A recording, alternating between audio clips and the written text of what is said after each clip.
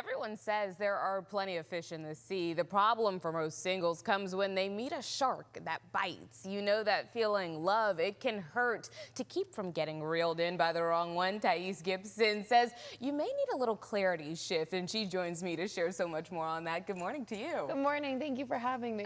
So glad to have you. So Hinge, everybody knows that dating app, right? Says that more than 70% of women want effort most out of a partner. So why is effort so important today, do you think? Effort is so important because it indicates that somebody's actually ready for a relationship and can be intentional about their ability to commit. Yes. And put forth that care that they're looking for in a long-term dynamic. You know, it's funny, I saw this post on Instagram and it was of this couple, and basically the man had forgot that it was their anniversary and 90 days had passed, and he was like, oh my God, I forgot our anniversary. And she never said anything, and she was like, I just wanted the effort of you remembering. And I was like, okay, that makes sense. This is why effort is so important. We just want to know that the other person shows up and wants to care about us. And so to find love, you say some singles may need a clarity shift. What exactly does that look like in real life, everyday life though? Great question. So one of the first things is I always tell people, in order to be clear, we have to go into relationships or dating knowing your needs and your non-negotiables. Some of this is the obvious. Some of this is your non-negotiables are being of a certain religion or religious background, or having kids versus not having kids. But non-negotiables can also be things like you care that somebody's willing to move through a hard conversation and actually communicate in a relationship if there's a conflict.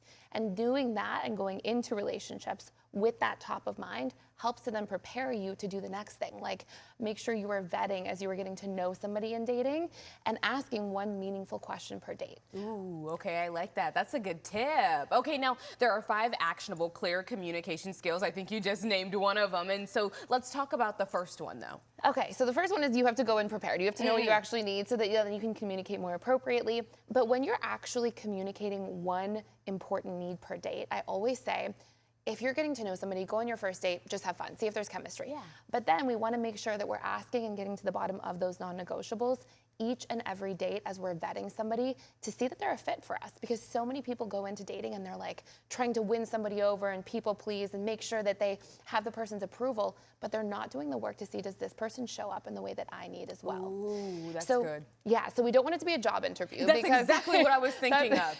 That's why we do one a date, because far too often people say, I know all my needs and my non-negotiables, and they go in and they try to rifle off 20 questions on the first date, and that's just gonna push people away, and it actually prevents there from being a natural chemistry and connection and allowing things to unfold organically. But then after we have the one conversation per date, so for example, if your non-negotiable is, I want somebody to move through a conflict and be able to actually hash things out and communicate openly, you might ask them if they talk about having a difficult time with their boss, you might say, oh, how did you handle that? So you're getting to the bottom of those things. Ooh, their conflict resolution skills. Exactly. Ooh, We're really getting to see. Very good. That's a good tip. Any other tips? I know we have 5. So what would be our second one? The next one would be to make sure that you are vetting by people's actions instead of their words. Okay. So far too often, people say, yeah, I'd like to be a good conflict communicator. Yeah, I'd love to be able to, speak up more or state my needs or hash things out, but then they don't actually follow through. And people can say that they want to do something, but that's of the conscious mind. So your conscious mind is responsible for 3 to 5% of all of your beliefs and thoughts and emotions and actions. Subconscious, 95 to 97%. That's what you're doing. Those are your habits as a person. So we have to make sure that we're not looking by what people say, but what they do. And that brings me to the next one, which is then in relationship, we also have to make sure that as somebody, we're getting to know them, if we have a need, we can't expect people to mind read. We have to be able to actually speak up. We have to tell them. Yes. And that's so hard to do sometimes because you just want your person to know you, but in getting to know someone, you have to give them a chance and the grace in order to do so. Okay. Exactly. And then I say to people too, when we want to speak up about something and we're not mind reading, we have to convert a criticism into a need. Okay. Behind every criticism is actually a need. So you could say, you're not talking to me enough, you don't care about me. But instead, maybe you're saying, hey, I need more consistency in our relationship. I need more back and forth in our communication. And if you're only saying what you don't want or saying what's not happening, instead of positively framing what you do want to see in the relationship, people just receive criticism instead of hearing who you are and what you're actually looking for. Ooh, okay, that's a good one too. Most people just want to be seen and heard, and I think that's basically kind of what you're saying. Just doing it in a more positive setting is what it sounds like. Exactly. And I always say, like, when you say something you're not looking for, for, just turn it into a positive frame.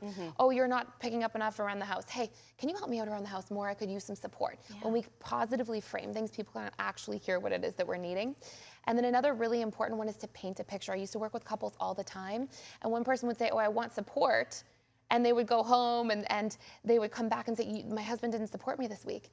And then the husband would say, I took out the trash every day.